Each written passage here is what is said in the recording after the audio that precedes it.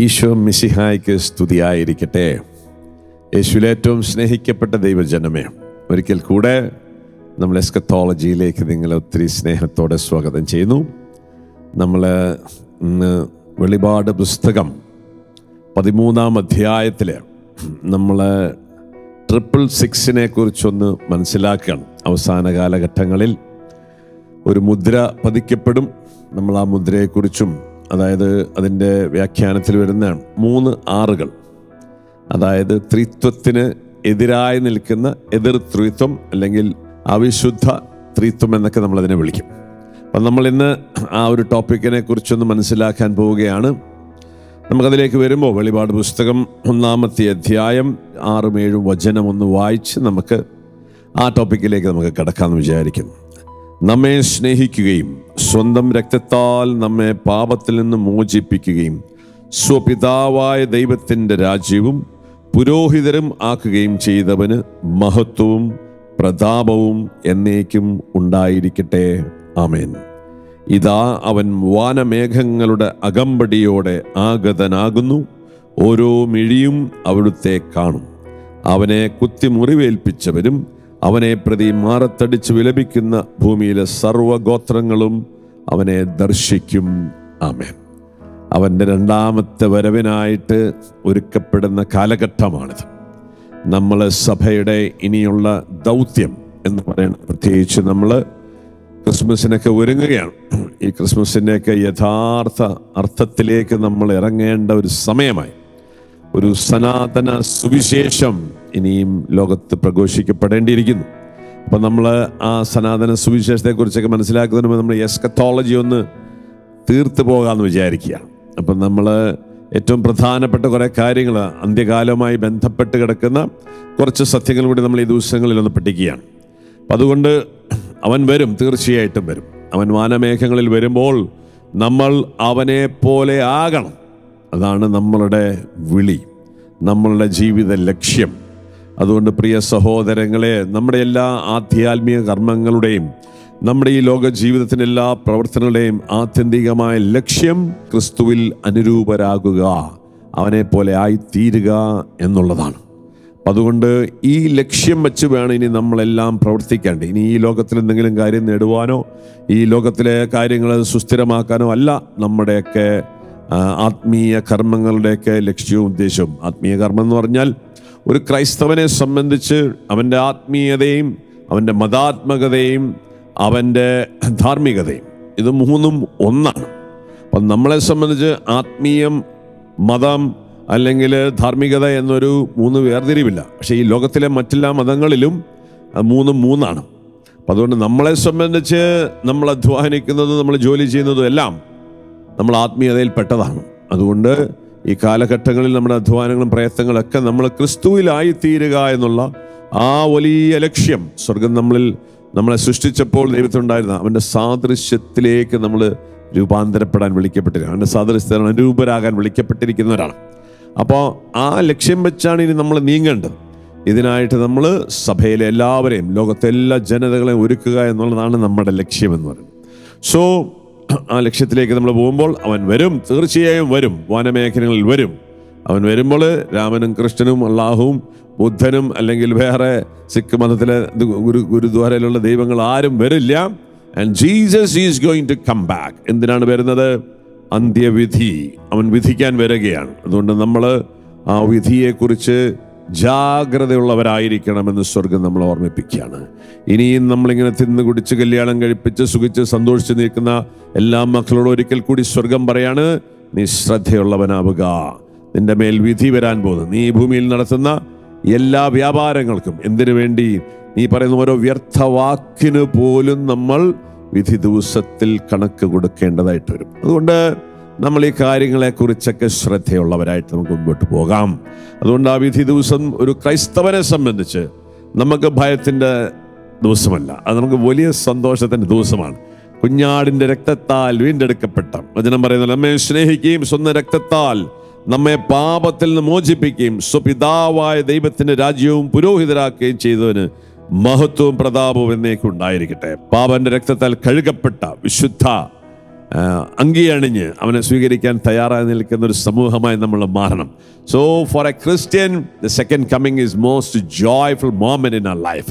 It is not a fearful moment, അല്ലെങ്കിൽ ഒരു event അല്ല. സോ നമ്മൾ റെഡിയാണോ എന്നുള്ളതാണ്. അതോ നമുക്കിനി പേടിക്കേണ്ടി വരുമോ? കർത്താവ് വരുമ്പോൾ എൻ്റെ കർത്താവെ ഞാൻ വിധിക്കപ്പെടുവോ? ഇല്ല. അവൻ്റെ കുഞ്ഞാടിൻ്റെ രക്തത്താൽ കഴുകപ്പെടുന്ന ഒരു വ്യക്തിയും വിധിക്കപ്പെടില്ല. നമുക്ക് വിധിയില്ല. നമ്മൾ വിധിയെ അതിജീവിച്ച് കഴിഞ്ഞിരിക്കുന്നവരാണ്. പക്ഷേ ഈ സത്യം ലോകത്തനേകർ വിധിക്കപ്പെടാൻ പോകുന്നു. ഇന്ന് ഓൾറെഡി ലോകം വിധിയിലാണ്. വെളിപ്പാട് പുസ്തകം 14-ാമത്തെ അധ്യായം 6 മുതലുള്ള വചനം. മധ്യാകാശത്തിൽ പറക്കുന്ന വേറൊരു ദൂതനെ ഞാൻ കണ്ടു.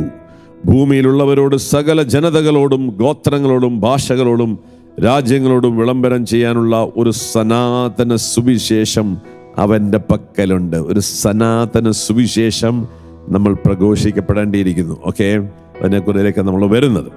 എന്നിട്ട് പറയണം, അവൻ ഉച്ചസ്വരത്തിൽ വിളിച്ചു പറഞ്ഞു, ദൈവത്തെ ഭയപ്പെടുകയും അവിടുത്തേക്ക് മഹത്വം നൽകുകയും ചെയ്യുവിൻ, എന്തെന്നാൽ അവിടുത്തെ വിധിയുടെ സമയം വന്നു കഴിഞ്ഞു.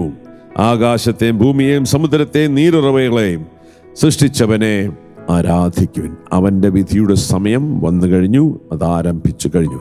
നമ്മുടെ ചുറ്റുപാട് നമ്മൾ കാണുന്നതൊക്കെ ഈ വിധിയുടെ ഭാഗമായിട്ട് നമ്മൾ മനസ്സിലാക്കണം. അപ്പം അതുകൊണ്ട് നമ്മൾ ജാഗ്രതയുള്ളവരായിരിക്കണം, ശ്രദ്ധയുള്ളവരായിരിക്കണം. So I invite you to the topic. നമ്മളുടെ ആൻറ്റി ക്രൈസ്റ്റിൻ്റെ വേറൊരു ഭാഗമാണ് ഒരു മുദ്രയെക്കുറിച്ച് നമ്മൾ വെളിപാട് പുസ്തകത്തിൽ വായിക്കുന്നുണ്ട്. വെളിപാട് പുസ്തകം 13-ാമത്തെ അധ്യായം നമ്മൾ ഒന്ന് എടുക്കുകയാണ്. പ്രത്യേകിച്ച് ഈ കാര്യങ്ങളെക്കുറിച്ച് നമ്മൾ വളരെയധികം ശ്രദ്ധയും ഒരു ദൈവിക ജ്ഞാനം നമുക്കുണ്ടാകണമെന്ന് സ്വർഗം ആഗ്രഹിക്കുകയാണ്. അതുകൊണ്ട് 666 എന്ന് പറയുന്ന ഒരു മുദ്ര, അല്ലെങ്കിൽ ആൻറ്റി ട്രിനിറ്റി, ത്രിത്വത്തിൻ്റെ എതിർ ത്രിത്വം എന്നൊക്കെ നമ്മളതിനെ വിളിക്കും, അല്ലെങ്കിൽ ആൻറ്റി ട്രിനിറ്റി എന്നൊക്കെ നമ്മൾ വിളിക്കുന്ന ആ 3 ശക്തികൾ, ആ 3 ശക്തികൾ ഒന്നിച്ച് ചേരുന്നതിനെ റെപ്രസെൻ്റ് ചെയ്യുന്നതാണ് 3-6 എന്ന് നമ്മൾ വിളിക്കും. 666. ഈ 666 ആക്ച്വലി നമ്മൾ വെളിപാട് പുസ്തകത്തിൽ അതിനെക്കുറിച്ച് പറയുന്നത് നമ്മൾ ഒരു മൃഗത്തിൻ്റെ സംഖ്യയായിട്ട് വെളിപാട് പുസ്തകം കാണുന്നുണ്ട്. ആക്ച്വലി ആ സംഖ്യ നമ്മൾ വായിക്കുന്നത് ആദ്യ കാലഘട്ടത്തിൽ, ഈ വെളിപാട് ഗ്രന്ഥം എഴുതപ്പെടുന്ന സമയത്ത് ക്രിസ്ത്യാനികൾ പീഡിപ്പിക്കപ്പെട്ടുവരുന്ന സമയത്ത്, പ്രത്യേകിച്ച് നീറോ ചക്രവർത്തിയുടെ കാലഘട്ടത്തിൽ, നീറോ ചക്രവർത്തി ക്രൈസ്തവരെ പീഡിപ്പിച്ചിരുന്ന കാലഘട്ടത്തിലാണ് ഈ 666 എന്ന ആ നമ്പർ വരുന്നത്.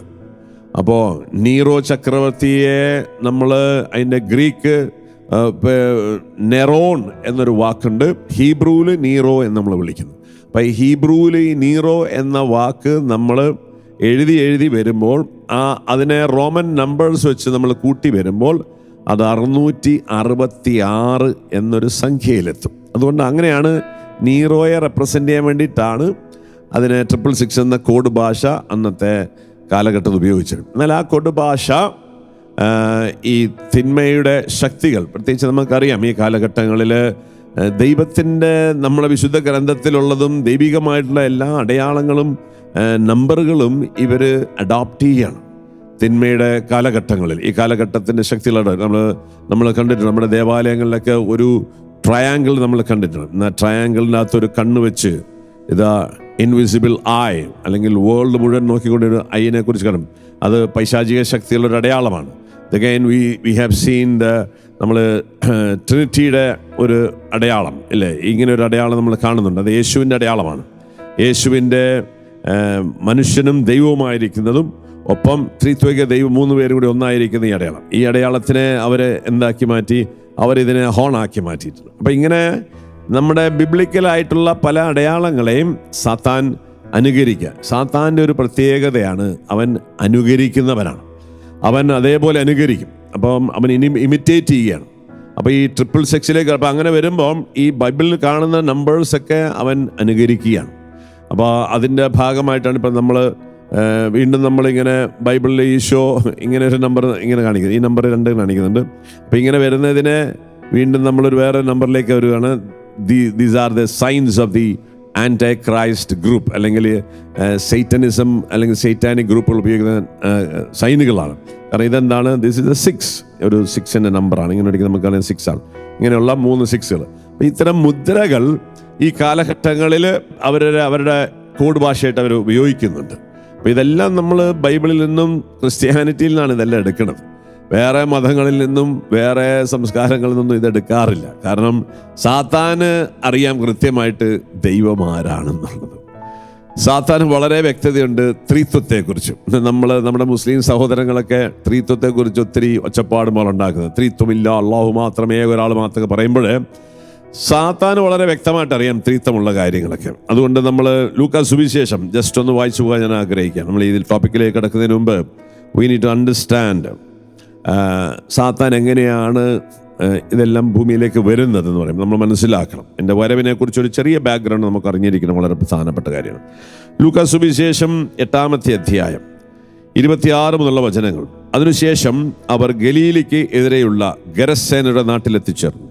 അവൻ കരക്കിറങ്ങിയപ്പോൾ പിശാചു ബാധയുള്ള ഒരുവൻ ആ പട്ടണത്തിൽ നിന്ന് അവനെ സമീപിച്ചു. വളരെ കാലമായി അവൻ വസ്ത്രം ധരിക്കാറില്ലായിരുന്നു. വീട്ടിലല്ല, ശവക്കല്ലറയിലാണ് അവൻ കഴിഞ്ഞുകൂടിയിരുന്നത്. യേശുവിനെ കണ്ടപ്പോൾ അവൻ നിലവിളിച്ചുകൊണ്ട് അവൻ്റെ മുമ്പിൽ വീണ് ഉറക്കെ പറഞ്ഞു, യേശുവേ, അത്യുന്നതനായ ദൈവത്തിൻ്റെ പുത്രാ, നീ എന്തിന് എൻ്റെ കാര്യത്തിൽ ഇടപെടുന്നു? എന്നെ പീഡിപ്പിക്കരുതെന്ന് ഞാൻ നിന്നോട് അപേക്ഷിക്കുന്നു.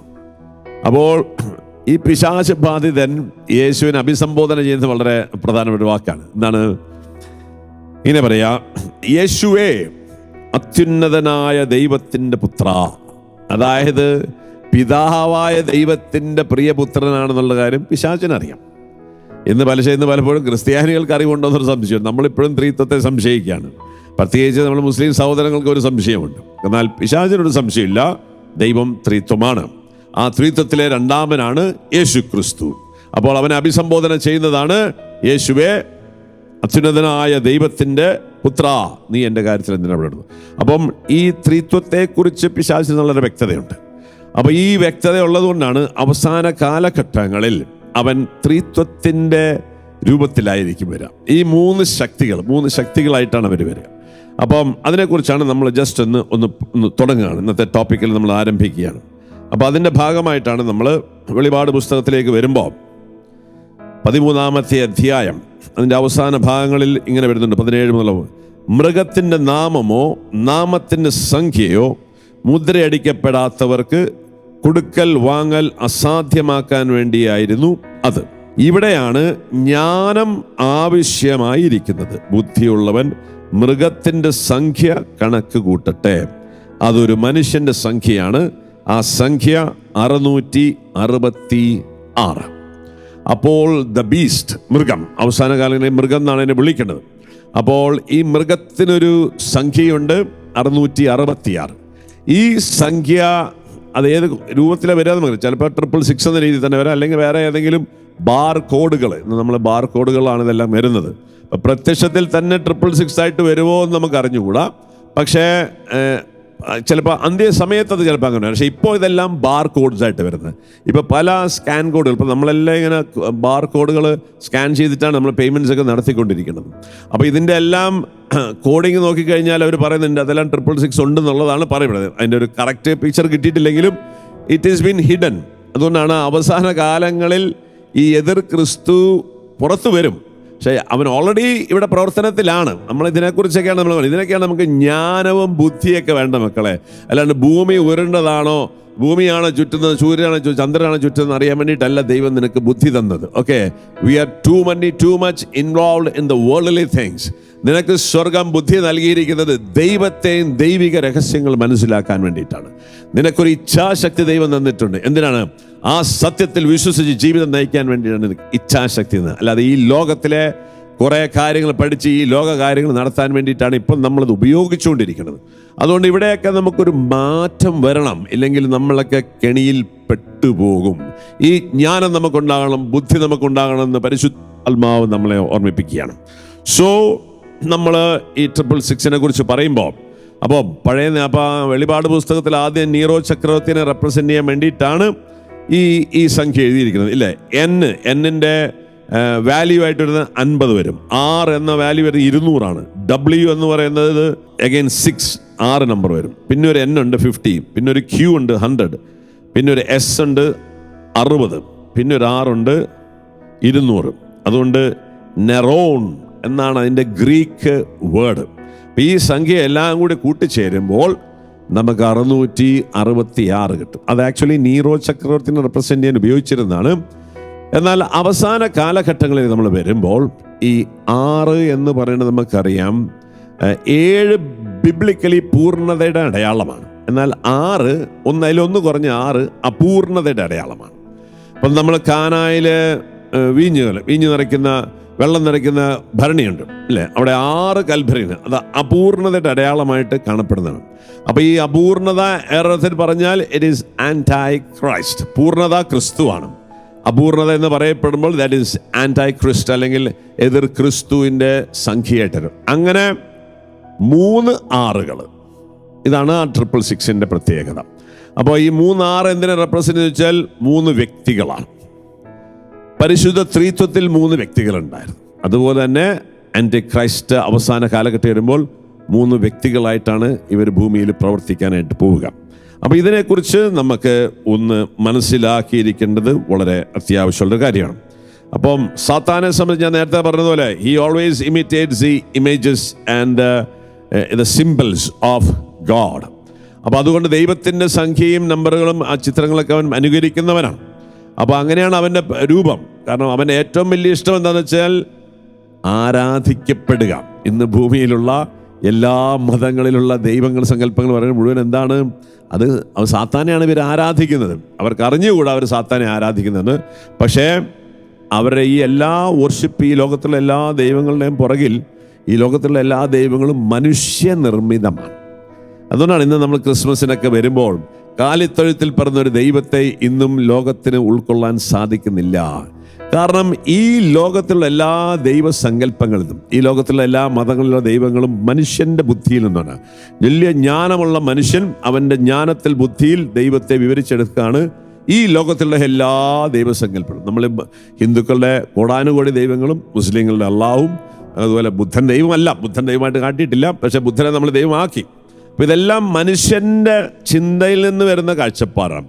അതുകൊണ്ട് കാലിത്തൊഴുത്തിൽ പറന്ന സത്യദൈവത്തെ കാണാനായിട്ട് ഇന്ന് ലോകത്തിന് സാധിക്കുന്നില്ല. അത് ക്രിസ്ത്യാനിക്ക് പോലും ഉൾക്കൊള്ളാൻ പറ്റുന്നില്ല. ദരിദ്രരിൽ ദരിദ്രനായി നിറഞ്ഞൊരു ദൈവം. അപ്പം ഈ ലോകത്തെ കാര്യങ്ങളുമായിട്ട് യാതൊരു ബന്ധമില്ലാത്ത, ഈ ലോകത്തെ ഉച്ഛിഷ്ടമായി കാണുന്ന, ഈ ലോകം വെറും ഒരു ദേശാന്തരവാസമായിട്ട് കാണുന്നവനാണ് ക്രിസ്ത്യാനി. അതുകൊണ്ട് നമ്മൾ ഈ ലോകത്തോട് അധികം അനുരൂപരാകരുത്. ഈ ലോകത്തെ നമ്മൾ അധികം സ്നേഹിക്കരുത്. ലോക വസ്തുക്കൾ നമ്മൾ അടിമകളാകാൻ പാടില്ല. ഇതിനാണ് ക്രിസ്തു നമുക്കൊരു മാതൃക കാണിച്ചു തരികയാണ്. അതുകൊണ്ട് സത്യദൈവം ലോകത്തിലേക്ക് വന്നപ്പോൾ ലോകത്തിന് അവന് ഉൾക്കൊള്ളാൻ പറ്റിയില്ല. കാരണം ലോകത്തിലെ ദൈവങ്ങളെല്ലാം വലിയ സമ്പന്നരാണ്. അതെല്ലാം സ്വർണത്തിലും പട്ടിലൊക്കെ കിടക്കുന്നവരാണ് ലോകത്തിലെ ദൈവസങ്കല്പങ്ങളും. അപ്പം അതിൽ നിന്ന് വ്യത്യസ്തനായി കാലിത്തൊഴുത്തിൽ പുൽത്തൊട്ടിയിൽ ഒരുവൻ കിടക്കുന്നു. അവനെ എങ്ങനെ നമുക്ക് ദൈവം എന്ന് വിളിക്കാൻ പറയും? അതേ ദൈവത്തെ നമ്മൾ കാൽവരി മലയിലെ കുരിശിലും കാണുന്നുണ്ട്. ദരിദ്രനായി നഗ്നനായി കിടക്കുന്നവനെ കാണുമ്പോഴും ലോകത്തിന് ഉൾക്കൊള്ളാൻ സാധിച്ചില്ല. But he is the true God. അവൻ വരാൻ പോവുകയാണ്. പിള്ളത്തൊട്ടിയിലല്ല, കുരിശന്മേൽ 3 ആണിമേലുള്ള തുണിയില്ലാതെ അല്ല, with all his power and glory, തൻ്റെ സർവ്വ മഹത്വത്തോടെ അവൻ വരാൻ പോകുന്നു. അവൻ മാത്രമേ വരികയുള്ളൂ. അവൻ എന്തിനാ വരുന്നത്? ഈ 666, ഈ 3 ആൻറ്റി ക്രൈസ്റ്റ് ശക്തിനെ അവൻ നശിപ്പിക്കുന്ന ഒരു ദിവസം വരികയാണ്. ആ നശിപ്പിയെന്ന് പറയുമ്പോൾ ഈ ത്രിത്വത്തിലെ 3 പേർ, പിതാവ്, പുത്രൻ, പരിശുദ്ധാത്മാവ് എന്ന് പറഞ്ഞതുപോലെ പുത്രൻ മനുഷ്യാവതാരം ചെയ്തു. അങ്ങനെ പിതാവിൻ്റെ ശക്തിയും കൃപയും പരിശുദ്ധാത്മ ശക്തിയും പുത്രനിൽ ആവസിക്കപ്പെടുകയാണ്. അങ്ങനെയാണ് പുത്രൻ ഭൂമിയിൽ പ്രവർത്തിക്കുകയും പിതാവിനെ റെപ്രസെന്റ് ചെയ്തു. ഇതുപോലെ സാത്താൻ സ്വർഗത്തിൽ നിന്നും തൻ്റെ ശക്തി ഭൂമിയിൽ 2 മനുഷ്യർക്ക് കൊടുക്കുകയാണ്. രണ്ട് മൃഗങ്ങളെ റെപ്രസെന്റ് ചെയ്ത് വെളിപാട് പുസ്തകങ്ങൾ കാണുന്നുണ്ട്. ആ 2 മൃഗങ്ങൾക്ക് തൻ്റെ ശക്തി കൊടുക്കണം. അങ്ങനെ സാത്താൻ്റെ ശക്തിയാൽ മനുഷ്യൻ ഭൂമിയിൽ നമ്മൾ യേശുവിനെ പോലെ തന്നെ സർവാധിപത്യത്തോടെ അധികാരത്തോടെ ഈ മനുഷ്യൻ ഭൂമിയിൽ ഭരിക്കും. ഇതിനെക്കുറിച്ച് നമ്മളൊന്ന് മനസ്സിലാക്കുകയാണ്. അപ്പോൾ ഈ ശക്തിയെ നശിപ്പിക്കാൻ വേണ്ടിയിട്ടാണ് യേശു വാനമേഘൻ, that is the final judgement day. അന്ന് ലോകം വിധിക്കപ്പെടുകയാണ്. അപ്പോൾ ഇതിനെക്കുറിച്ച് നമുക്ക് ഒരു ക്ലാരിറ്റി ഉണ്ടാവണം. നമ്മൾ ഇതിനെ ഒന്ന് മനസ്സിലാക്കി പോകാൻ ആഗ്രഹിക്കുകയാണ്. അപ്പോൾ സാത്താൻ്റെ ഏറ്റവും പ്രധാനപ്പെട്ട ആഗ്രഹമാണ് he want to be worshipped like God. ദൈവത്തെ പോലെ ആരാധന വിഷയമാകണം. സ്വർഗത്തിൽ പിതാവായ ദൈവത്തിൻ്റെ സിംഹാസനത്തിൽ കയറിയിരിക്കാൻ ആഗ്രഹിച്ചു. അവൻ ദൈവത്തിൻ്റെ ആരാധനയ്ക്ക് അർഹനാകാൻ ആഗ്രഹിച്ചത് വഴിയാണ് അവൻ സ്വർഗത്തിൽ നിന്നും വലിച്ചെറിയപ്പെടുന്നത്. പക്ഷേ ഇന്നും അവൻ ഈ ആരാധിക്കപ്പെടാൻ ഭയങ്കര ആഗ്രഹമാണ്. അതിൻ്റെ ഫലമായിട്ട് നമ്മൾ കാണുന്നുണ്ട്, യേശു ഭൂമിയിൽ ജനിക്കുമ്പോൾ അവൻ ആദ്യം ചോദിക്കുന്ന, നീ എന്നെ ആരാധിക്കാമെങ്കിൽ ഞാനിതെല്ലാം നിനക്ക് തരാം. അവൻ അത്രമാത്രം ആരാധന സ്വന്തമാക്കാൻ ആഗ്രഹിക്കുകയാണ്. അവസാന കാലങ്ങളിൽ ദൈവം തമ്പുരാൻ ഈ ശക്തിക്ക്, പിശാചിന് കുറച്ച് അധികാരങ്ങൾ കൊടുക്കും. എന്തിനാ കൊടുക്കുന്നതെന്ന് വെച്ചാൽ അതുവഴിയാണ് ലോകം വീണ്ടെടുക്കപ്പെടുക. നമ്മൾ ഇതിൻ്റെ പുറകിലൊരു വലിയ ദൈവിക ജ്ഞാനം. ചിലപ്പോൾ നമ്മൾ വിചാരിക്കും, എന്തിനാണ് പിശാച് ഇങ്ങനെ യേശുക്രിസ്തുവിനെ കൊല്ലുന്നത്, അല്ലേ? ഇനി നാളെ ആൻറ്റി ക്രൈസ്റ്റ് ഒന്ന് ക്രിസ്ത്യാനികളെ പീഡിപ്പിക്കും, സഭയെ പീഡിപ്പിക്കും. ഇതിനൊക്കെ വല്ല ആവശ്യമുണ്ടോ എന്ന് നമുക്ക് തോന്നും. ഇവിടെയാണ് ഒരു വലിയ ജ്ഞാനം. കുരിശിൻ്റെ സുവിശേഷം, കുരിശ് രക്ഷയിലേക്ക് നയിക്കുന്ന നമുക്ക് കുരിശ് ദൈവത്തിൻ്റെ ശക്തിയാണ്. That is A power. ഈ കുരിശു മരണം വഴിയാണ് ദൈവം ലോകത്തെ വീണ്ടെടുത്തത്. ഇനി അവസാന കാലഘട്ടങ്ങളിലും ഈ പിശാചിൻ്റെ ഭരണം, പിശാച് മണവാളനെ പീഡിപ്പിച്ചു 2000 വർഷം മുമ്പ്. അതേ സാത്താൻ മണവാട്ടിയെ പീഡിപ്പിക്കും, സഭയെ പീഡിപ്പിക്കും. ഈ സഭയെ പീഡിപ്പിക്കുമ്പോൾ നമ്മൾ ഈ സഹനങ്ങളെ യേശു മണവാളനെ പോലെ ദൈവകരങ്ങളിൽ നിന്ന് സ്വീകരിച്ച് അത് പിതാവായ ദൈവത്തിൻ്റെ ബലിയായി അർപ്പിക്കുമ്പോൾ ആയിരക്കണക്കിന് കോടിക്കണക്കിന് ആത്മാക്കളെ രക്ഷ പ്രാപിക്കാം. And this is the way of salvation. രക്ഷ ഉച്ചത്രേസ്യൊക്കെ പഠിപ്പിക്കുന്നത് പോലെ സഹനമാണ് ആത്മാക്കളുടെ അമ്മ. സഹനമില്ലാതെ ആത്മരക്ഷയില്ല. അങ്ങനെ ആത്മരക്ഷ നടക്കാമെങ്കിൽ യേശുക്രിസ്തു വേറെ ഏതെല്ലാം വഴി കൂടി നമ്മളെ രക്ഷിച്ചാൽ അവൻ ഇത്രമാത്രം പാടുപീടകൾ സഹിച്ച് കുരിശിൽ മരിക്കേണ്ട ആവശ്യമില്ല. പക്ഷേ ഇന്നും ക്രിസ്ത്യാനിക്ക് ഈ സഹനം ഉൾക്കൊള്ളാൻ പറ്റിയിട്ടില്ല. നമ്മളെല്ലാം സഹനം മാറാൻ വേണ്ടി യേശുവിൻ്റെ പുറകെ നടക്കുകയാണ്. നമ്മളെല്ലാം സൂഹിക്കാനും സന്തോഷിക്കാനും വേണ്ടി യേശുവിൻ്റെ പുറകെ നടക്കുക. പ്രിയ സഹോദരങ്ങളെ, ഇനിയെങ്കിലും മനസ്സിലാക്കുക, ഒരുവൻ യേശുക്രിസ്തുവിൽ വിശ്വസിക്കുന്നത് സുഖിക്കാനല്ല, ഈ ലോകത്തിലെ നില നേടുവാനല്ല, സന്തോഷിക്കുവാനല്ല എന്നുള്ളൊരു കൃത്യം നിങ്ങൾ മനസ്സിലാക്കണം. നമ്മുടെയൊക്കെ ചുറ്റുപാടും സന്തോഷിക്കാനും സൂഹിക്കാനും വലിയ നേട്ടങ്ങൾക്കും ലാഭങ്ങൾക്കും വലിയ വലിയ അച്ചീവ്മെന്റ്സിനും വേണ്ടി യേശുവിൽ വിശ്വസിക്കുന്നു പറഞ്ഞൊരു സുവിശേഷം ഇന്ന് ലോകത്തിൽ പ്രസംഗിക്കപ്പെടുന്നുണ്ട്. അത് സത്യസുവിശേഷമല്ല.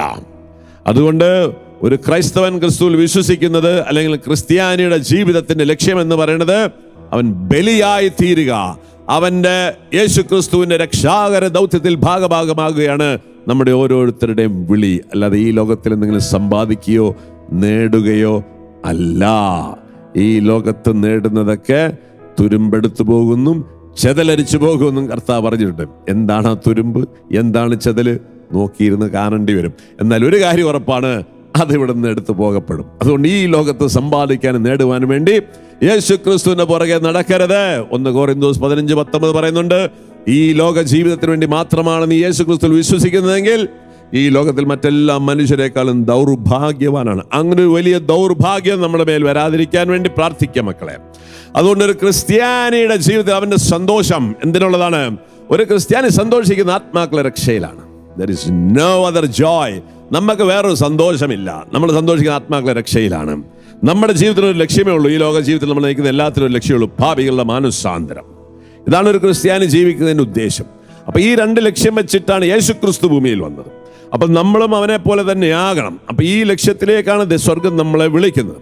അപ്പൊ അങ്ങനെ നമ്മൾ ജീവിക്കുമ്പോൾ നമ്മൾ 1-2 കാര്യങ്ങൾ മനസ്സിലാക്കണം. ഇവിടെ ഈ ക്രിസ്തു ആന്റി ക്രൈസ്റ്റ് ഈ ലോകത്തിലേക്ക് വരുമ്പോൾ അവൻ നമ്മളെ ഭരിക്കുന്നൊരു കാലഘട്ടം വരാൻ പോവാണ്.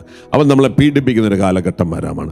അവന്റെ പീഡന കാലഘട്ടത്തിൽ നമ്മൾ ഒളിച്ചോടരുത്. നമ്മൾ സ്വർഗത്തിലേക്ക് പോകാനല്ല, നമ്മൾ ഇവിടെ നിന്ന് സഹിക്കുമ്പോഴാണ് കോടാനുകോടി ആത്മാക്കളെ മണവാളന്റെ രക്ഷയോട് ചേർന്ന് പൗലോസ്ലീഹ പറയുന്നില്ലേ, കൊളോസ്യർ ലേഖനം 1:24, നിങ്ങളെ പ്രതിയുള്ള പീഡകളിൽ ഞാൻ സന്തോഷിക്കുന്നു. അന്ത്യകാലഘട്ടങ്ങളിൽ ക്രൈസ്തവ സമൂഹം അല്ലെങ്കിൽ ക്രിസ്തുവിന്റെ മൗതിക ശരീരം പീഡിപ്പിക്കപ്പെടുമ്പോൾ നമ്മൾ സന്തോഷിക്കണം. This is the gospel. Okay, ഇതിനെക്കുറിച്ച് നമ്മൾ പറയുന്നതായിരിക്കും, വളരെ ഡീറ്റെയിൽ ആയിട്ട് നമ്മൾ പറയുന്നതായിരിക്കും. പക്ഷേ നമ്മൾ മനസ്സിലാക്കി പോകാണ്ട് ഞാൻ പറയണം, നിങ്ങളെ പ്രതിയുള്ള പീഡകളിൽ ഞാൻ സന്തോഷിക്കുന്നു. സഭയാകുന്ന തൻ്റെ ശരീരത്തെ പ്രതി ക്രിസ്തുവിന് സഹിക്കേണ്ടി വന്ന പീഡകളുടെ കുറവ് എൻ്റെ ശരീരത്തിൽ ഞാൻ നികത്തുന്നു. അങ്ങനെ അവസാന കാലഘട്ടങ്ങളിൽ ക്രിസ്തുവിന്റെ ശരീരത്തിൽ പീഡകൾ വന്ന കുറവ് എന്ന് പറഞ്ഞാൽ ക്രിസ്തുവിന്റെ പീഡാസനം കുറവുണ്ടെന്നുള്ളതല്ല.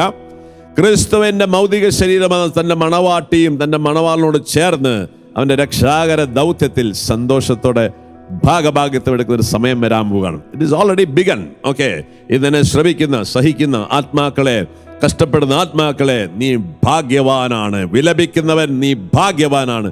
നീതിക്ക് വേണ്ടി പീഡനമണിക്കുക നീ ഭാഗ്യവാനാണ്. ക്രിസ്തുവിനെ പ്രതി സഹിക്കുന്നവൻ ഭാഗ്യവാനാണ്. സ്വർഗത്തിൽ നിനക്ക് വലിയ പ്രതിഫലമുണ്ട്. അതുകൊണ്ട് ഇന്ന് അനുഭവിക്കുന്ന ക്ലേശങ്ങളും ദുരിതങ്ങളെ ഓർത്ത് നിരാശരാകരുത്, ദുഃഖിതരാകരുത്. അത് യേശുവിന്റെ പീഡാസനങ്ങൾ ചേർത്ത് വെച്ച് അനേകം പാപികളുടെ മാനസാന്തരത്തിനും ശുദ്ധീകരണ ആത്മാക്കളുടെ രക്ഷയ്ക്കായിട്ട് കാഴ്ചവെക്കുക. നിന്റെ സഹനങ്ങൾ നിനക്ക് വലിയ ആത്മീയ സന്തോഷം നേടിത്തരുന്ന കൃപയായിട്ട് മാറ്റപ്പെടും. നിനക്ക് സ്വർഗത്തിൽ വലിയ നിക്ഷേപങ്ങളുണ്ടാവും. പ്രിയ സഹോദരങ്ങളെ, ഈ ജ്ഞാനം നമ്മൾ പഠിക്കണം. ഓക്കെ, അപ്പൊ അതുകൊണ്ടാണ് നമ്മൾ ഈ ക്രിസ്തു ഇവൻ വരുമ്പോൾ ഇവൻ പീഡിപ്പിക്കും. അപ്പൊ ഈ പീഡനത്തിനൊക്കെ വലിയ അർത്ഥമുണ്ട്. അതുകൊണ്ട് നഷ്ടപ്പെടരുത്. നമുക്ക് ഈ ആന്റി ക്രൈസ്റ്റിനെ കുറിച്ച് കുറച്ചുകൂടി ഗൗരവത്തോടെ പഠിക്കണം. അപ്പൊ ഇവൻ വരുമ്പോഴുള്ള പ്രത്യേകത എന്താന്ന് വെച്ച് കഴിഞ്ഞാൽ, വെളിപാട് പുസ്തകത്തിൽ നമ്മൾ കാണുന്നുണ്ട് 13-ാമത്തെ അധ്യായം. കടലിൽ നിന്ന് കയറി വരുന്ന ഒരു മൃഗത്തെ ഞാൻ കണ്ടു.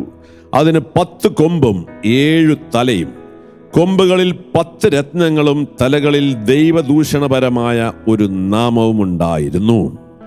ഞാൻ കണ്ട മൃഗം പുള്ളിപ്പുലിയെ പോലെയിരുന്നു. അതിൻ്റെ കാലുകൾ കരടിയുടേത് പോലെ, വായ സിംഹത്തിൻ്റെതുപോലെയും. സർപ്പം തൻ്റെ ശക്തിയും സിംഹാസനവും വലിയ അധികാരവും അതിന് കൊടുത്തു. ഓക്കെ, അപ്പോൾ ഒരു മൃഗം കടലിൽ നിന്ന് വരികയാണ്. ഇനി നമ്മൾ വെളിപാട് പുസ്തകത്തിൽ 11-ാമത്തെ അധ്യായത്തിൽ കാണുന്നുണ്ട്, ഭൂമിക്കടിയിൽ നിന്ന് കയറി വന്ന വേറൊരു മൃഗത്തെ ഞാൻ കണ്ടു. അതിന് കുഞ്ഞാടിൻ്റേതുപോലുള്ള 2 കൊമ്പുകളുണ്ടായിരുന്നു. അത് സർപ്പത്തെ പോലെ സംസാരിച്ചു. അത് ആദ്യത്തെ മൃഗത്തിൻ്റെ എല്ലാ അധികാരവും അതിൻ്റെ മുമ്പിൽ പ്രയോഗിച്ചു. മാരകമായ മുറിവ് സുഖമാക്കപ്പെട്ട ആദ്യത്തെ മൃഗത്തെ ആരാധിക്കാൻ അത് ഭൂമിയെയും ഭൂവാസികളെയും നിർബന്ധിച്ചു.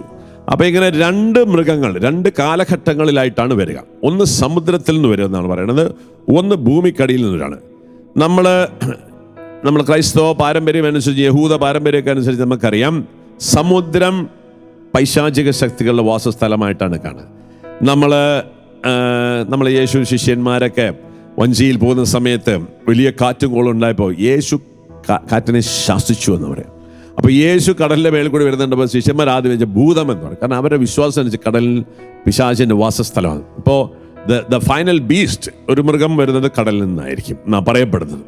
ഇനി വേറൊരു മൃഗം ഭൂമിയുടെ അടി, പാതാളം പിശാചിൻ്റെ വാസസ്ഥലമായിട്ട്. അപ്പോൾ ഒരെണ്ണം പാതാളത്തിൽ നിന്ന് വരികയാണ്. രണ്ട് മനുഷ്യർ വരികയാണ്. ഈ 2 മനുഷ്യർക്ക് സർപ്പം മുകളിൽ നിന്ന് അവൻ ശക്തി കൊടുക്കും. അത് പിശാച്. So the Satan will give power to 2 men last കാലഘട്ടങ്ങളിൽ. അപ്പൊ ഇങ്ങനെയായിരിക്കും അവരുടെ പ്രവർത്തനം. പിതാവായ ദൈവത്തിന്റെ ശക്തി, പിതാവിന്റെ ശക്തിയിൽ അവസ്ഥിച്ച് നിൽക്കുന്ന യേശു മനുഷ്യാവതാരം ചെയ്ത് നിൽക്കുന്ന ഭൂമിയിൽ പിതാവിനെ റെപ്രസെന്റ് ചെയ്തുകൊണ്ട് പിതാവിന്റെ കാര്യങ്ങൾ പ്രഘോഷിക്കുന്നത് പോലെ ഈ ആന്റി ക്രൈസ്റ്റ്, ഈ മൃഗങ്ങൾ, ഈ 2 വ്യക്തികൾ സർപ്പത്തിന്റെ പ്രതിപുരുഷന്മാരായി നിന്നുകൊണ്ട് സർപ്പത്തിന്റെ എല്ലാ പ്രവർത്തനങ്ങളും ഭൂമിയിൽ അവർ കാണിക്കും. അപ്പോൾ എന്നിട്ട് ഒരുത്തൻ ആദ്യത്തെ പറയണം 13:3 പറയണം, അതിൻ്റെ തലകളിൽ ഒന്ന് മാരകമായി മുറിപ്പെട്ടതുപോലെ തോന്നി. എങ്കിലും മരണകാരണമായ ആ മുറിവ് സുഖമാക്കപ്പെട്ടു. ഭൂമി മുഴുവൻ ആ മൃഗത്തെക്കുറിച്ച് ആശ്ചര്യപ്പെട്ടു. മൃഗത്തിന് അധികാരം നൽകിയത് നിമിത്തം അവർ സർപ്പത്തെ ആരാധിച്ചു. അവരിങ്ങനെ പറഞ്ഞുകൊണ്ട് മൃഗത്തെയും ആരാധിച്ചു. ഈ മൃഗത്തെ പോലെ ആരുണ്ട്? ഇതിനോട് പോരാടാൻ ആർക്ക് കഴിയും? അതിസ്വാഭാവികമായ ശക്തി, അധികാരം അല്ലേ? ആ മൃഗത്തെക്കുറിച്ച് പറയുമ്പോൾ അതിന് 10 കൊമ്പും 7 തലയും, കൊമ്പുകളിൽ 10 രത്നങ്ങളും, തലകളിൽ ദൈവദൂഷണപരമായ ഒരു നാമമുണ്ട്. ഇതെല്ലാം റെപ്രസെന്റ് ചെയ്യുന്നത് അധികാരവും ആധിപത്യം. യേശുക്രിസ്തു പറഞ്ഞു, സ്വർഗത്തിലും ഭൂമിയിലും പാതാളത്തിലും എല്ലാ അധികാരവും എനിക്ക് നൽകപ്പെട്ടിരിക്കുന്നു. ഇതുപോലെ തന്നെ അവസാന കാലഘട്ടങ്ങളിൽ പിശാച് ഈ മനുഷ്യരായി അവതരിക്കുന്ന ഈ മനുഷ്യർക്ക് അവൻ തന്നെ ശക്തി പകർന്നു കൊടുക്കും കുറച്ച് കാലഘട്ടത്തേക്ക്. ഓക്കെ, എക്സാക്ട്ലി ഇങ്ങനെയാ പറയാ. വെളിപാട് 13:5. ദൈവദൂഷണവും വൻപും പറയുന്ന ഒരു വായ അതിന് നൽകപ്പെട്ടു. 42 മാസം പ്രവർത്തനം നടത്താൻ അതിന് അധികാരവും നൽകപ്പെട്ടു. ദൈവത്തിനെതിരെ ദൂഷണം പറയാൻ അത് വായ തുറന്നു. അവിടുത്തെ നാമത്തെയും അവിടുത്തെ വാസസ്ഥലത്തെയും സ്വർഗത്തിൽ വസിക്കുന്നവരെയും അത് ദുഷിച്ചു പറഞ്ഞു. വിശുദ്ധരോട് പടപൊരുതി അവരെ കീഴ്പ്പെടുത്താൻ അതിന് അനുവാദം നൽകി. അപ്പം ഈ അന്ത്യകാലത്തിൽ നമ്മളൊക്കെ ഈ ഗണത്തിൽ വിശുദ്ധരാക്കപ്പെടാൻ വേണ്ടിയാണ്. അപ്പോൾ ഈ കാലഘട്ടത്തിൽ നമ്മൾക്കെതിരെയാണ് തിന്മയുടെ ശക്തികളൊക്കെ പടവെട്ടാൻ പോകുന്നത്. അപ്പോൾ അവന് അധികാരം കിട്ടും. ഓക്കെ, അധികാരം കിട്ടുമെന്ന് വെച്ചാൽ നമ്മൾ ഭയപ്പെടണ്ട. നമുക്കറിയാം ആദ്യ കാലഘട്ടത്തിൽ അവൻ അധികാരമുണ്ടായിരുന്നു. ഈ അധികാരത്തെ, സർപ്പത്തിൻ്റെ പിശാചിൻ്റെ അധികാരത്തെ ദൈവം എങ്ങനെ തോൽപ്പിച്ച്? പരിശുദ്ധ കന്യകാമറിയം എന്ന് പറയുന്ന ഒരു സ്ത്രീയുടെ വിനയം, അവളുടെ അനുസരണം, അവളുടെ വിശുദ്ധി, ഈ 3 ഗുണങ്ങളാൽ മഹാസർപ്പമാകുന്ന സാത്താനെ ദൈവം തറപറ്റിച്ചു. ദൈവവും പിശാചും തമ്മിലൊരു കോമ്പിനേഷൻ ഇല്ല. We are going to fight against the devil. Okay, are you prepared for that? God will give you the anointing. The Holy Spirit will give anointing. നമ്മൾ പരിശുദ്ധ അമ്മയോട് ചേർന്നിട്ടാണ് ഈ അന്ത്യകാല യുദ്ധം നടത്താൻ പോകുന്നത്. We are the people. നമ്മളാണ് ഈ വിശുദ്ധിയിൽ വളർന്ന വിശുദ്ധാത്മാക്കൾ. അവനെതിരായി യുദ്ധം ചെയ്യണം. ഓക്കെ, അപ്പോൾ ഇങ്ങനെയായിരിക്കും അവൻ വരിക. നമുക്ക് ഇതിനെക്കുറിച്ച് കുറച്ച് ഡീറ്റെയിൽ ആയിട്ട് അടുത്ത ആഴ്ചകളിൽ നമ്മൾ കുറച്ച് ഡീറ്റെയിൽ മനസ്സിലാക്കുന്നതായിരിക്കും. So will study about this 666 and the Antichrist or the anti-Trinitarian God. Okay, അത് മനസ്സിലാക്കണം. കുറച്ച് കാര്യങ്ങൾ ഇതിനകത്ത് മനസ്സിലാക്കാനുണ്ട്. നമ്മൾ ഈ ജ്ഞാനമില്ലെങ്കിൽ നമ്മൾ പല പൊട്ടത്തരങ്ങളും മണ്ടത്തരം കാണിക്കാൻ സാധ്യതയുണ്ട്. ഓക്കെ, സോ ദൈവം നിങ്ങളെ അനുഗ്രഹിക്കട്ടെ. Get prepared. കർത്താവ് വരുന്നുണ്ട് കേട്ടോ, ഒരുങ്ങിയിരിക്കണം. നമ്മൾ ഇനി ലോകത്തിന് അനുരൂപരാകരുത്. പ്രത്യേകം നിങ്ങളുടെ മനസ്സിൻ്റെ നവീകരണം വഴി രൂപാന്തരപ്പെടുവിൻ. അപ്പോൾ ദൈവഹിതം എന്തെന്നും നല്ലതും പ്രീതിജനകവും പരിപൂർണമെന്നും തിരിച്ചറിയാൻ നിങ്ങൾക്ക് സാധിക്കും. റോമ 12:3. God bless you. So we'll meet again next Friday with more of eschatology. Hallelujah.